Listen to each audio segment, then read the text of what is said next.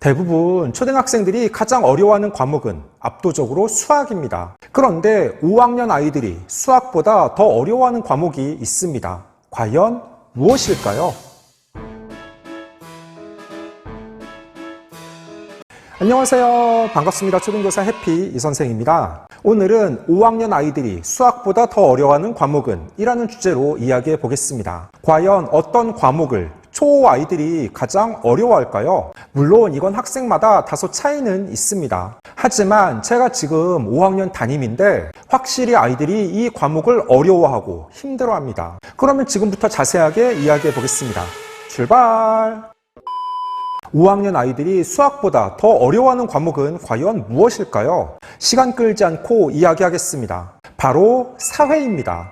정확히 말하면 2학기 사회로 한국사입니다. 초등학교에서는 사회 안에서 한국사를 배웁니다. 중학교나 고등학교에서는 일반 사회, 정치, 경제, 사회문화, 법, 역사, 한국사, 세계사, 지리, 한국지리, 세계지리를 분과적으로 따로 배우는데 초등에서는 사회라는 과목 안에 그 내용들이 모두 포함되어 있습니다. 역사 파트에서 세계사는 초등학교에서 배우지 않고 한국사만 배웁니다. 그런데 초등교육과정상 한국사가 5학년 2학기 사회시간 구성되어 있습니다. 즉 5학년 2학기 사회시간에는 오직 한국사만 배웁니다. 문제는 고조선부터 현대사 중 6.25 전쟁까지를 5학년 2학기 때 다 배웁니다. 5학년 2학기 사회는 크게 두 단원입니다. 1단원, 옛사람들의 삶과 문화. 2단원, 사회의 새로운 변화와 오늘날의 우리. 각 대단원은 3개의 소단원으로 이루어져 있습니다. 1단원의 첫 번째 주제, 나라의 등장과 발전.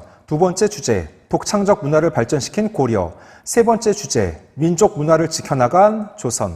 그리고 2단원의 첫 번째 주제, 새로운 사회를 향한 움직임. 두 번째 주제, 일제의 침략과 광복을 위한 노력. 마지막 세 번째 주제, 대한민국 정부의 수립과 6.25 전쟁.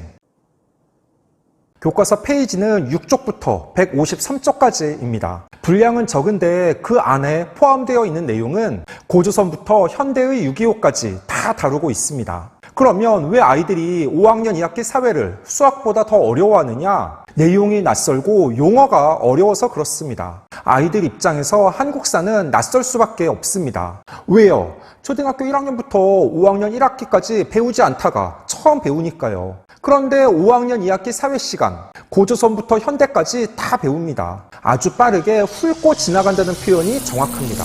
5학년 사회는 일주일에 3번 수업합니다. 사회교사용 지도서에 있는 단원지도 계획안을 보면 고조선의 건국과 발전 과정 한 차시입니다. 고구려, 백제, 신라의 성립과 발전 과정은 2차시, 신라의 통일 과정과 발해의 성립 및 발전 과정을 한 차시에 배웁니다. 신라가 삼국을 통일한 676년부터 후백제 건국이 900년이니 약 200년의 역사를 한 차시에 배우는 것입니다. 그렇게 하여 2학기 사회는 총 48차시 정도에 끝냅니다. 아이들 입장에서는 너무 빠르게 배운다고 느낄 수밖에 없습니다. 그런데 용어도 생소하고 어렵습니다. 교과서에 있는 용어를 보면 청동기 시대, 미송리식 토기, 비파형 동검, 수막세, 호족 등입니다. 대부분 한자어가 많은데 요즘 아이들이 한자에 취약해서 더 어렵게 느껴집니다.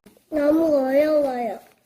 그러면 아이들이 이렇게 어려워하는 5학년 2학기 사회, 한국사를 어떻게 공부해야 될까요? 그냥 사회 교과서만 반복해서 보면 될까요? 아닙니다.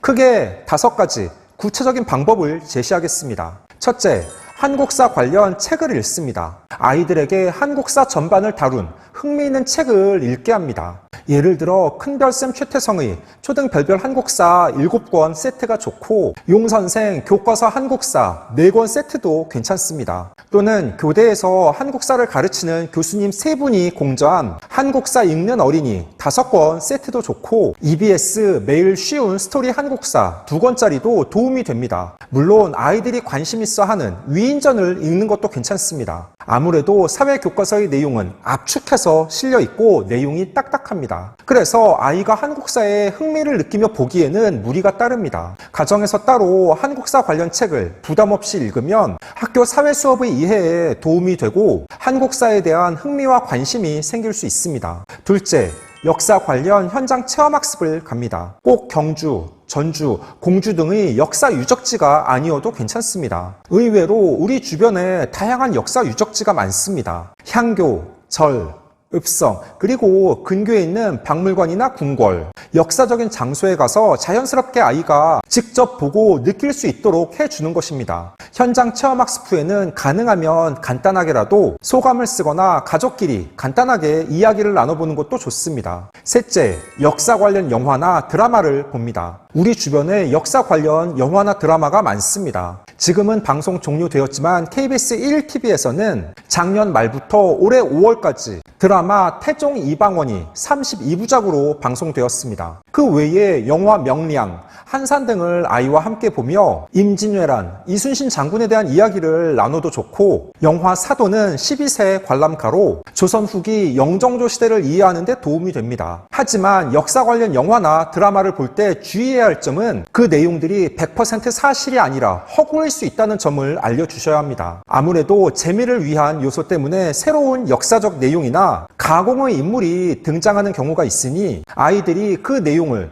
100% 역사적 사실로 믿으면 곤란합니다. 넷째, 한국사를 공부할 때 연표를 활용합니다. 역사는 흐름이 중요합니다. 각각의 사건, 내용들이 따로 존재하는 것이 아니라 앞의 사건으로 인하여 후속되는 일들이 벌어지고 또 그로 인하여 새로운 문제가 발생합니다. 그래서 역사에서는 전체적인 흐름을 아는 게 중요합니다. 그런 측면에서 한국사를 공부할 때 교과서나 책만 집중해서 보는 게 아니라 연표를 함께 보며 전반적인 흐름을 이해하는 게 효과적입니다. 아이들에게 역사 부도 혹은 사회과 부도에 있는 연표를 사진 찍거나 본인이 직접 연표를 만들어서 그것을 책상에 붙입니다. 그리고 수시로 보며 익혀둡니다. 사회 교과서에서도 각 중단원의 도입 부분에 해당 단원의 연표가 간략하게 나와 있습니다. 그 연표는 복습할 때 활용하면 좋습니다. 마지막 다섯째, 한국사 능력 검정 시험에 도전합니다. 사실 이건 필수가 아니라 선택입니다. 한국사 능력 검정 시험은 교육부 소속 기관인 국사편찬위원회에서 17년째 주관 시행하고 있습니다. 우리 역사 전반에 대한 이해도를 평가하는 한국사 능력 인증 시험으로 2006년 처음 실시되었습니다. 유효 기간이나 지원 자격에 제한이 없다는 장점 때문에 취업 준비생부터 초등학생, 노인에 이르기까지 인기가 많습니다. 초등학생들의 경우에는 본인이 한국사 책을 읽으며 공부를 했으면 동기부여 차원에서 시험을 보도록 권하는 것도 괜찮습니다. 아이들은 1, 2, 3급의 심화보다는 4, 5, 6급의 기본으로 응시한 후 차츰 급수를 높여나가는 게 바람직합니다. 그러면 아이들은 성취 동기를 느끼며 더욱 한국사 공부에 매진할 수 있습니다. 다만 부모님의 욕심으로 한국사 검정시험을 강제로 보게 하거나 강요해서는 곤란합니다. 그렇게 하면 아이가 아예 한국사를 싫어하는 부작용이 생길 수도 있습니다. 15초 요약!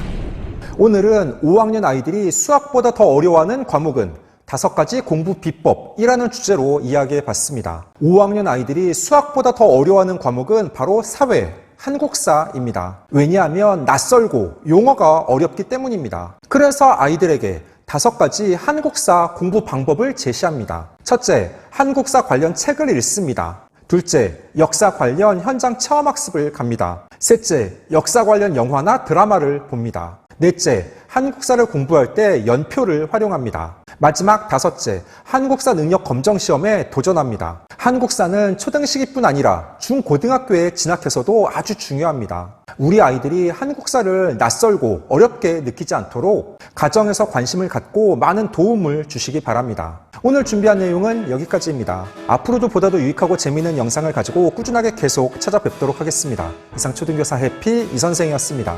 안녕.